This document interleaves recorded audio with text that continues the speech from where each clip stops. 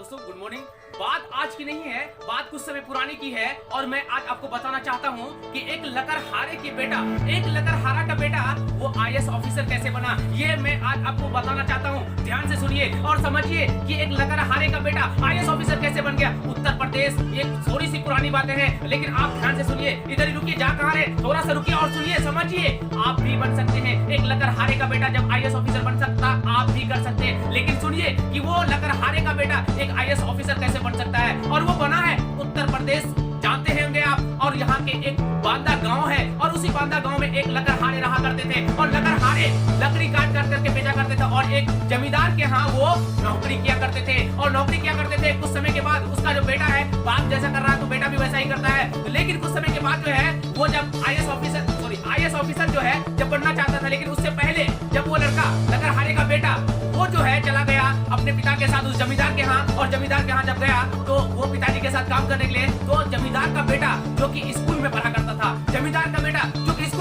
था, तो जब ये लड़के उसने देखा कि ये काफी अच्छे ड्रेसेस बने हुए हैं, काफी दिखने में अच्छे लग रहे हैं, काफी अच्छे ड्रेसेस हैं, बुक्स है, ये वो सारी चीज जब उस लड़के को देखा तो इसे बहुत अच्छा लगा। इसे भी लगने लगा कि मैं भी ऐसा ही कपड़े पहनूंगा, मैं भी स्कूल जाऊंगा, मैं भी पढ़ूंगा। अपने पिता से कहा, पिताजी मैं पढ़ना चाहता हूँ, मैं भी स्कूल जाना चाहता हूँ। लेकिन उसके पिताजी के पास उतने पैसे नहीं थे। वो चाहेंगे तो क्या करेंगे, क्या करना चाहेंगे तो कैसे करेंगे, ये समझ नहीं आ रहा था। लेकिन वो लड़के चाह रहे थे, अपने पिता को कह रहे थे कि पिताजी मैं स्कूल में पढ़ना चाहता हूँ। वो लकड़हारे का बेटा को देख करके बहुत खुश रहता था, बहुत अच्छे रहते थे, सोचता था कि मैं भी ऐसे कपड़े पहनूंगा, मैं भी एक दिन स्कूल जाऊंगा। लेकिन अपने पिता को जब परेशान करने लगा तो उस आदमी ने, उसके पिताजी ने उसे बगल के 2-3 किलोमीटर एक सरकारी स्कूल में ले जाके उसका एडमिशन कराया। एडमिशन कराने के बाद वो लड़के कभी स्कूल गए आए, इस तरीके से आना जाना होते रहता है। सरकारी स्कूल तो आप समझ ही रहे होंगे कि किस तरीके से एजुकेटेड दे रहे हैं, किस तरह से एजुकेशन दे रहे हैं, किस तरीके से पढ़ाई दे रहे हैं। तो उसी तरीके से उसकी पढ़ाई हुई और होते होते 10 से 12-15 साल के बाद वो लड़के ने मैट्रिक किया। और मैट्रिक करने के बाद उन्होंने अब वो सोचा कि मुझे कुछ, अब वो पढ़ने के बाद थोड़ा सा पढ़ लेने के बाद उसे बर्तन मांजना अच्छा नहीं लगता है, किसी के यहाँ नौकरी करना अच्छा नहीं लगता है। तो उस लड़के का भी वही हालत था। वो लड़के को जो है और काम करना दूसरे के यहाँ अच्छा नहीं लगने लगा। लेकिन उन्होंने जो है कुछ एग्जाम दिया, कुछ मैट्रिक लेवल का एग्जाम दिया। एग्जाम देने के बाद उन्होंने जो है एक क्लर्क का नौकरी मिला उसे। नौकरी करने के बाद वो नौकरी करने लगा, नौकरी करते करते क्लर्क में जाके बैठा और लेकिन जमींदार के यहाँ नौकरी नहीं करने लगा। लेकिन कुछ समय के बाद जब वो जो है नौकरी करता रहा तो उसके जो बॉस आते थे तो बॉस का पैर हाथ दबाया करते थे। बॉस का पैर हाथ दबाया करता था तो उसने बॉस को पूछा करता था कि बॉस आप ये कैसे बने हैं, आप बॉस कैसे बने, ये इतने बड़े आदमी कैसे बने। तो बॉस कहता था अरे छोड़ो यार, क्या ये पूछते हो तुम, पैर दबाओ हाथ दबाओ। तो वो कहता था बॉस बताइए ना आप कैसे बने। वो पूछने की कोशिश करता था। जैसे ही बॉस उसने बताया कि ऐसे पढ़ाई किए, ये किए, वो किए, जो है कि यूपीपीसी दिया, ऐसा दिया, वैसा, मतलब बहुत सारी चीज बताया कि ये एग्जाम दी, वो एग्जाम दिया, ऐसे बने, अच्छा ये करना पड़ता है इसके लिए, चलिए ओके। उसके बाद जो है वो उसको छोड़ा और चला गया।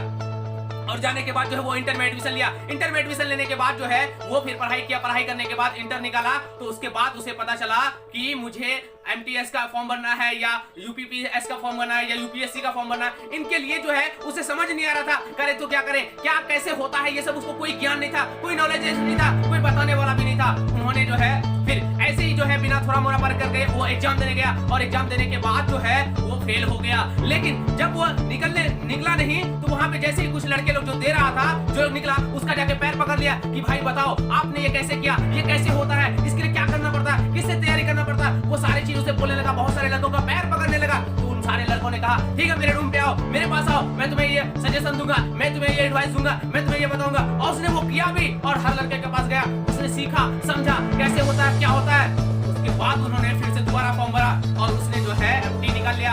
अब जो है मेंस निकालने के लिए अब क्या करें, उसके बाद जो है वो एमटी निकाला और लेकिन मेंस में जाकर के फिर से आउट हो गया, फिर से आउट हो गया। और उसे जो है फिर से उसका कुछ नहीं हुआ, उसे जो है उसके दिल से गया नहीं, क्योंकि उसने सपने बना लिया था, उसने बचपन में ही सोच लिया था मुझे आईएएस ऑफिसर बनना है। उसने दिल में एक जगह बना लिया था, एक पागल हो गया था। इसलिए अब मेंस वाले जिन्होंने निकाला उसका जाके पैर पकड़ लिया, उसको कहता भाई मुझे बताओ ये कैसे निकाला जाता है, इसके लिए क्या करना पड़ता है, इसके लिए कैसे तैयारी करना पड़ता है। उन्होंने फिर जाके उसका पैर पकड़ा और पकड़ने के बाद जो है उन्होंने फिर जो है अब उसको बताया कि आओ मेरे पास, ये बताऊंगा, वो बताऊंगा, सारी चीज उन्होंने फिर वो भी किया। और गया जाने के बाद जो है उन्होंने उसके पास मिला, उससे काफी सारी बातें किया, उन्होंने सजेशन दिया कि ये करना है, ऐसे करना, वैसे पढ़ाई करना है और उसके बाद तुम निकाल सकते हो। और वो गया भी और उसके बाद तैयारी किया, फिर से पढ़ाई किया और वो मेंस निकाले। मेंस निकालने के बाद वो जो है फिर से इंटरव्यू दिया और इंटरव्यू भी निकाल लिया। इंटरव्यू निकालने के बाद जो है वो एक टॉप रैंकर आईएएस ऑफिसर बन गए। आज के डेट में वो अधिकारी है उत्तर प्रदेश गंगा गांव का नाम है, एक लकड़हारे का बेटा है